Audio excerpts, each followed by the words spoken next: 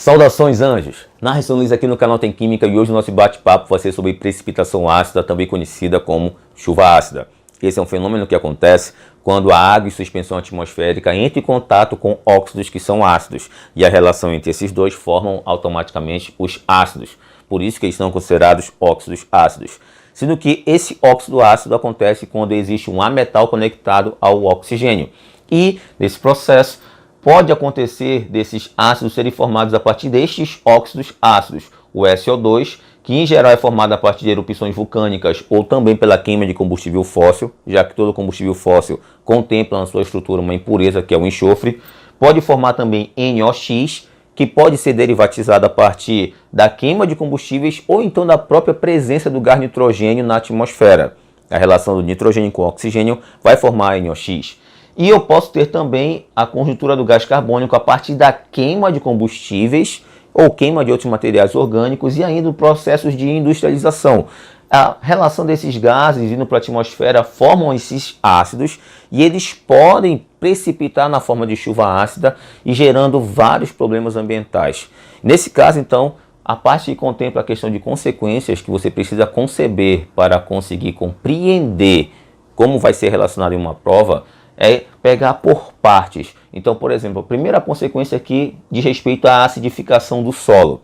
Toda vez uma planta ela se desenvolve bem com pH em determinadas condições físico-químicas. Não pode ser principalmente pH que são considerados muito ácidos, porque se tiver ácido demais, a planta ela não se desenvolve direito, ela morre. Se o pH diminuir, ela tende a ter prejuízo no seu desenvolvimento. Isso vai acontecer porque em ambiente ácido, os metais que são tóxicos deixam a planta muito doente, né? E isso faz com que ela não se desenvolva direito e venha a morrer. Então é normal quando a planta está colocando lá as suas raízes, começa a capturar a água e os nutrientes do solo, venha junto ali o metal que não é adequado para a planta. E isso gera um prejuízo para ela e automaticamente ela começa a definhar.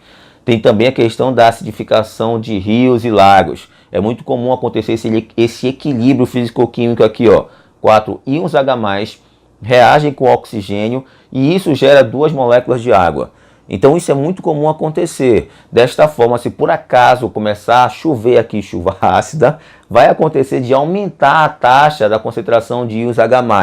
Isso faz com que o equilíbrio desloque para a direita. Ele vai começar a consumir todo o oxigênio presente na região e isso vai fazer com que os peixinhos, né, os seres vegetais ali e tal, animais que precisam desse oxigênio, eles vão começar a diminuir a sua quantidade e vão morrer. Isso também vai gerar um prejuízo nesse ambiente aquático. Tem ainda a questão da acidificação em ambientes que podem contemplar estruturas como monumentos, que em geral são metálicas ou então são feitos à base de mármore, que contempla ali na estrutura o carbonato de cálcio. E tem também a questão das estruturas que são metálicas de construções civis e até o próprio cimento.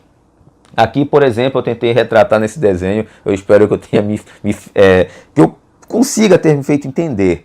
Eu peguei uma informação que eu vi na internet, num castelo na Alemanha, que apresenta uma foto que está uma ao lado da outra, foi tirada a primeira em 1908 e depois foi tirada a outra em 1968. E é perceptível o processo de corrosão que aconteceu ao longo dos anos. E isso acontece por quê? Ambientes que são ácidos. Então você percebe que há uma perda do perfil estético visual da imagem, que ela é feita de mármore. Tem também a questão das construções que civis têm o perfil metálico e tem também a questão do cimento, do concreto, e eles também são suscetíveis a ataques ácidos. E aí podem dar prejuízos na estrutura de suporte, do alicerce dessas construções, e isso pode gerar acidentes. E é muito comum acontecer, essa parte aqui você contempla perfeitamente num item chamado de reatividade de metais frente ao hidrogênio dos ácidos. É muito bom que você faça essa pesquisa e verifique lá quem são os metais que são reativos com ácidos e quais são os metais que não são reativos com ácidos. E por isso que é citado como metais nobres. Metais nobres não reagem com ácido. Então é por isso que contempla-se essa ideia aqui, tudo bem? Tem também ainda o fator de como você pode remediar essa situação. Óbvio que você conheceu aqui causas, consequências e como é que você pode remediar ou precaver essa situação. A primeira delas aqui, ó, diz respeito ao incentivo, ao aumento do número de transportes que sejam coletivos. Por quê? Porque a maioria dos transportes coletivos cabe mais pessoas, né? E isso gera menor impacto, porque haveria então nessa condição menos carros sendo utilizados, porque as pessoas que utilizariam os carros estão na verdade todas alocadas dentro de transportes que são coletivos. Só que nesse conceito, ó, é muito difícil ver essa condição aqui, ó, todo mundo feliz e tal, porque tá todo mundo legal, sentado, confortável, segurança, área climatizada. Geralmente não é assim. É por isso que as pessoas querem muito trabalhar, conseguir, né, ter o seu dinheiro e comprar seu carrinho para começar a trasladar por aí, ir para casa, academia, trabalho e tudo mais. Só que, se nós pensarmos dessa forma, cada pessoa comprando um carro, além da questão do trânsito que vai ficar caótico, tem também a questão ambiental. Então é interessante que haja de fato em si o incentivo ao transporte coletivo. Há ainda a questão da diminuição. Temos que pensar no processo de diminuir o consumo de energia que seja não renovável. Então nós temos várias energias que não são renováveis, que são poluentes, que geram não só o gás carbônico, mas também o dióxido de enxofre e os óxidos nitrosos para a atmosfera, que vão incumbir essa condição para gerar os ácidos e gerar precipitação ácida.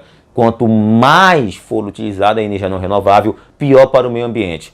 Em contrapartida a isso, então, né, para melhorar a nossa condição, tem que trabalhar o incentivo, né, o aumento do consumo da energia que seja renovável. E o motivo disso é muito simples. É uma energia considerada limpa, porque ela não gera esses óxidos para a atmosfera. Tem também a questão de uso dos filtros industriais. Imagina, por exemplo, nessa condição aqui dessas chaminés, eu colocar alguns filtros que não permitam que esses gases vão para a atmosfera e eles fiquem aqui alocados, e isso favorece muito a condição de evitar a acidez do ar. Tem também a questão de conversores catalíticos. Eles promovem uma melhor queima do combustível, evitando também a condição de formação dos óxidos para a atmosfera. E aí existe um outro perfil de utilização para intervenção no meio quando ele já está ácido, que é o perfil chamado de calagem. Essa calagem consiste em colocar em um ambiente um óxido de características básicas.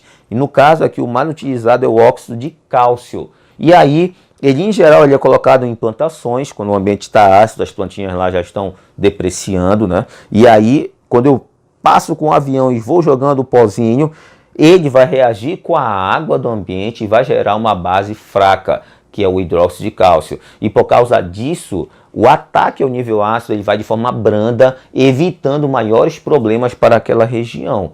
E nesse contexto, gente, toda essa ideia de precipitação ácida você consegue contemplar em uma prova. Não só a parte das causas, como também a questão das consequências e como você pode remediar. Tenha muita calma, leia muito bem o texto, avalie as condições de imagem, de tabela, de concentração, de gráfico, e você tem que compreender essas informações. É a parte mais importante, você compreender dali o eixo cognitivo ali, a condição do código de linguagem, que pode ser textual ou pode ser visual. Tudo bem? E era até aqui que eu tinha que falar para vocês sobre a parte de precipitação ácida, de uma forma muito simples, de uma forma muito assim visual, para você compreender de forma tranquila. E não esquece, é óbvio, tá? De dar uma força aí pro negão, aperta aí o botão se inscrever, compartilha, curte, comenta. A gente pode bater um papo por aqui também. E aí eu te vejo no próximo vídeo, tá ok? Abração, valeu!